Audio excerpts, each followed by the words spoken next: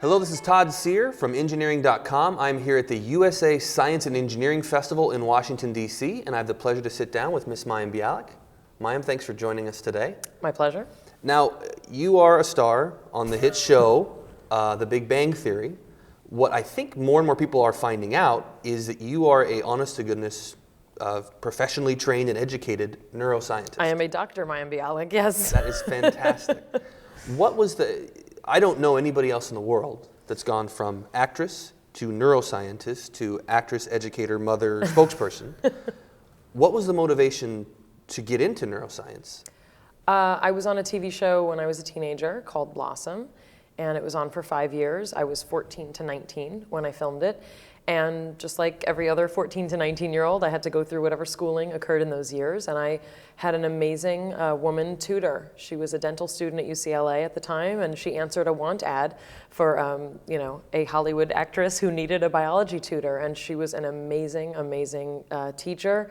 And I think having that one-on-one experience and having a female role model really gave me the confidence to fall in love with science. And when Blossom ended, I was 2 years out of high school, and I went to college and studied what I was interested in, and that was science. A lot of times students, I know I did as a student, I know students complain about there being too much work. You balanced a full-time job, shooting a television show, and your schoolwork. And I also complained that there was too much work. I think teenagers are teenagers, so. Yeah, well, no, absolutely. But what did you, if you could speak to students now, looking back at those really important years in high school, what advice do you have, or what encouragement might you have for them to stick to it? Right.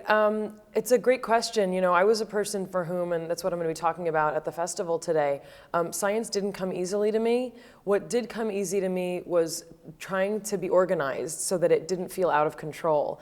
And I think a lot of parents don't understand that to a teenage mind, it really feels like it's a full-time job, and it's often really, really overwhelming. And I think that's where a lot of young people say, like, I can't do this. And so I think for me, it was so worth it to try and find a way that worked for me, even if I wasn't top of the class, to be organized and to know what had to be done for each of my classes. That really took away a lot of that stress so that I could focus and do the best that I could. And that's pretty much what I did through college as well. I was never top of my class. I wasn't a straight A student, but it was really kind of being organized and framing things reasonably that really helped me keep going. And it's worth it. It's worth it because the entire rest of your life absolutely depends on what you do in school. Like it or not, that's the way our system works. And it absolutely is worth it. So much more is open to you. And in particular, if you embrace the STEM subject, science and technology and engineering and math, so much more can be open to you for choices when you grow up. So somewhere watching this video is a 13-year-old, a 14-year-old, that is thinking about science and education, probably sees that daunting task, the overcoming understanding all these things that seem hard.